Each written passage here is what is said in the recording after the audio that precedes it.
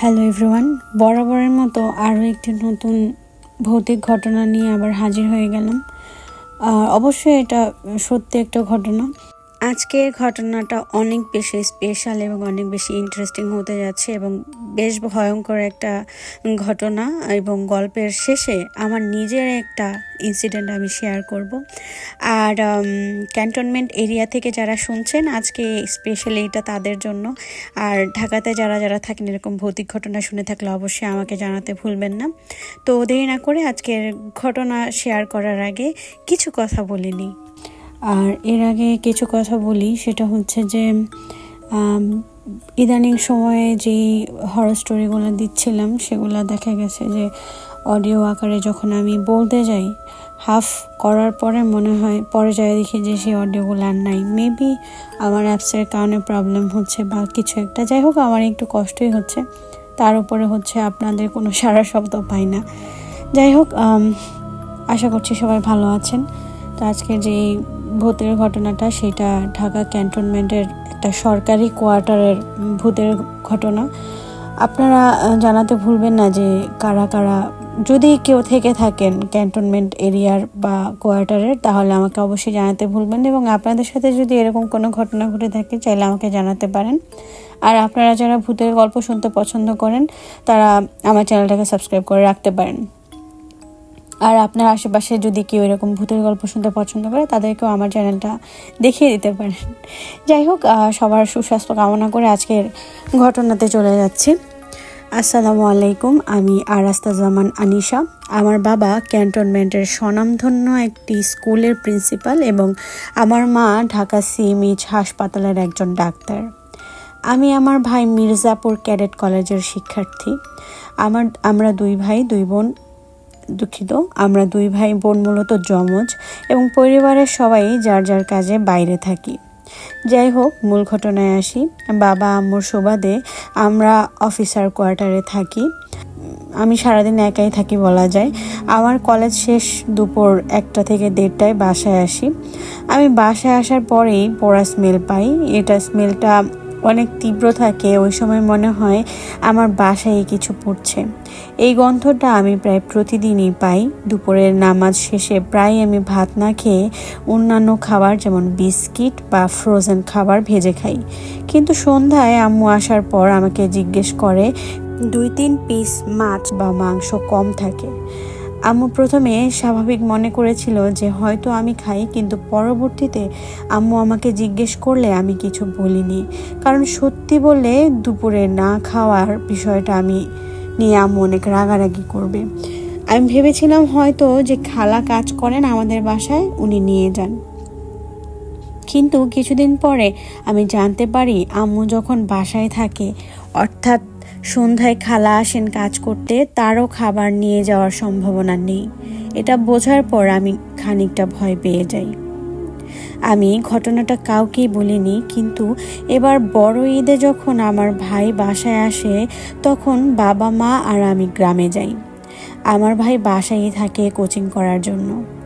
ঈদের পরের দিন আমি চলে আসি বাসায়। আমি বাসায় ঢোকার পর সেই পোড়া স্মেলটা পাই।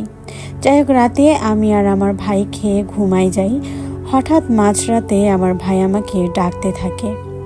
আমি উঠে যখন বাইরে আসি, ভাই আমাকে জিজ্ঞেস করে আমি ছ্যাঁকা খাইছি নাকি, এত রাতে কান্না কেন করতেছি। আমি তো অবাক, কারণ আমি তো ঘুমাচ্ছিলাম। এটা বলার পরে আমার ভাই কিছু একটা আন্দাজ করে এবং আয়াতুল কুরসি পড়ে আমাকে এবং নিজেকে ফু দেয়। ঈদের পর আমার ভাই চলে যাওয়ার আগে আমাকে বলে রাতে দোয়া পড়ে ঘুমাতে এবং সম্ভব হলে একা না থাকতে। উপরোক্ত বিষয়টা প্রায় প্রতিদিন আমার সাথে ঘটত। কিন্তু গত মাসের লাস্টের দিকে আমার বাবা কাজে ঢাকার বাইরে যায় এবং আম্মু নানু বাড়ি যায়। আমার ইয়ার ফাইনাল এক্সামের জন্য আমি ঢাকা থেকে যাই বাসায়।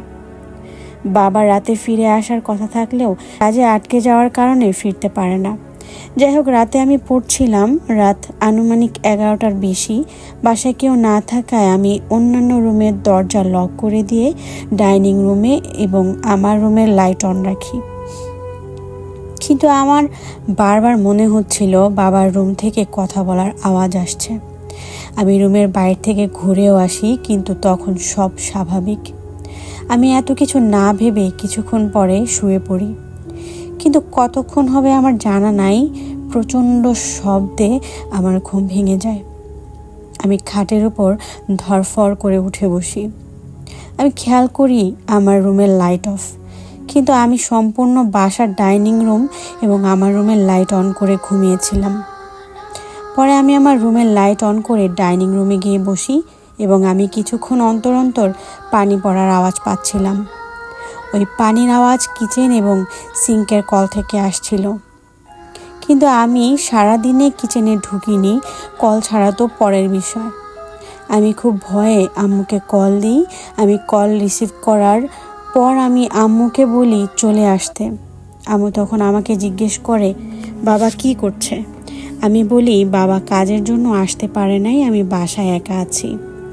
ঘটনার এই পর্যায়ে সবাইকে অনুরোধ করব এখন খুব মনোযোগ সহকারে বাকি অংশটুকু শুনবেন।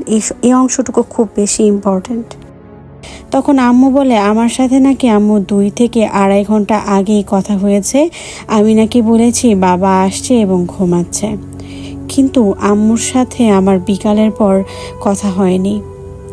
আর বাবা তার জুনিয়র অফিসারের ফোন থেকে 9টার দিকে আমাকে কল দিয়ে বলেছিল বাবা আমার ফোনের চার্জ নাই, বন্ধ হয়ে আছে, আমি কাজের জন্য আসতে পারছি না, আমি ভোরের দিকে রওনা হব, তোমার আম্মুকে বলে দিও টেনশন না করতে। কিন্তু আম্মুর সাথে আমার কোনো কথাই হয়নি। এটা শুনে আম্মু কি বুঝলো আমি জানি না। পরের দিন আম্মু চলে আসছে এবং আমাকে বলেছে ঈদের আগের দিন আমার ভাইয়ের টেলিফোন ডেট ছিল এবং আম্মুকে কল দিয়ে বলেছিল যে আমাকে সাবধানে রাখতে এবং একা না রাখতে। এরপরে বাবাকে সবটা বলা হয় এবং বাবা অ্যাপ্লিকেশন করে ফ্ল্যাটটা চেঞ্জ করে নেয়। ঢাকা ক্যান্টনমেন্টে যারা চেনেন তারা চিনবেন আমাদের কোয়ার্টার এরিয়াটা।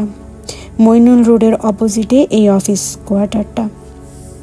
একটা বিষয় আমি এবং আমার ভাই একে অপরের বিপদের ইঙ্গিত পাই। এটা কেমন একটা অনুভূতি, কিন্তু সত্যি হয়। আমরা 2 জন আগে ইনসিডেন্ট ভাবতাম, কিন্তু এটা 2 জনের ক্ষেত্রে সত্যি হয়ে যায়। গুছিয়ে লিখতে না পারার জন্য দুঃখিত। ভুলভ্রান্তি ক্ষমা সুন্দর দৃষ্টিতে দেখবেন। এই ছিল আজকের ঘটনা। তো এইটা থেকে আমার নিজের একটা গল্প বা নিজের একটা ঘটনা মনে পড়ছে। যেহেতু এখন আমার বাবা বাসায় নেই, আজকে 3.5 মাস হয়েছে, যে কোনো একটা কারণ আছে। তা আমাদের বাসাতেও সেম সিচুয়েশনটা হয়। বাবার রুম থেকে হুটহাট মানে মনে হয় যে কাশি আসছে, বাবা কারোর সাথে চিল্লায় কথা বলতেছে। মানে আব্বার বিজনেসটা হচ্ছে এরকম যে আব্বার হুটহাট মেজাজ গরম হয়ে যেত। তো দেখা গেছে তার ক্লায়েন্টদের সাথে কথা বলার সময় সে একটুখানি লাউড হয়ে কথা বলে। সো বাবা যখন রুমে না থাকে হুটহাট মনে হয় যে বাবা কাশতেছে, বাবার ফোন আসছে বা বাবা ওই রুমে গলা খাকারি দিচ্ছে, এরকম। ইভেন মেয়েটার সাথে যে ঘটনাটা ঘটেছে সেম সিচুয়েশন আমার সাথেও হয়, যে আমি যখন রুমের বাইরে যাই তখন বাইরে প্রচুর ধোঁয়া থাকে।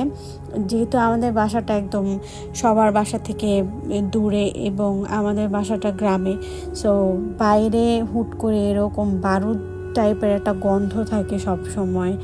এবং প্রায়ই দেখা যায় যে রুমটা যখন ফাঁকা থাকে তখন ওই রুম থেকে বিভিন্ন টাইপের আওয়াজ হয়।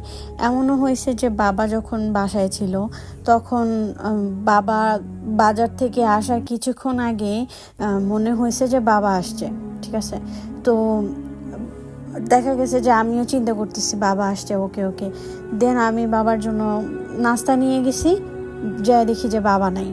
বাট কিছুক্ষণ পর দেখা গেছে 10-15 মিনিট পর আবার মানে বাবা চলে আসে বাসায়।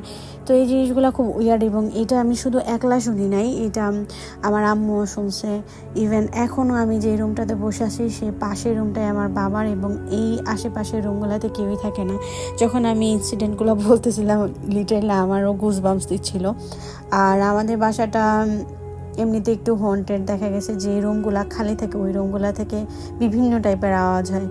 আর এই ছিল মোটামুটি আজকের ঘটনা। যারা ক্যান্টনমেন্ট এরিয়াতে থাকেন বা যারা এই ফ্ল্যাটটির কথা জানেন বা এই ফ্ল্যাটে এখনও আছেন, আমার ঘটনা শুনছেন বা আমার কাছ থেকে শুনছেন, তারা চাইলে আমাকে অবশ্যই লিখে জানাতে পারেন এবং আপনাদের সাথে ঘটে যাওয়া যে কোনো রকমের ভৌতিক ঘটনা চাইলে আমাকে লিখে জানাতে পারেন। এবং আমাকে লিখতে না পারলেও আমাদের প্যারানর্মাল সোসাইটি বা প্যারানর্মাল সোসাইটি বিডিতে আপনারা জয়েন করতে পারেন। সেখানে আমাদের প্রত্যেক দিনই কোনো না কোনো বিভিন্ন টাইপের ঘটনা শেয়ার করা হয়, বিভিন্ন প্রবলেমের সলিউশন দেওয়া হয়। সো আজকের ঘটনাটা বেশ ইন্টারেস্টিং ছিল।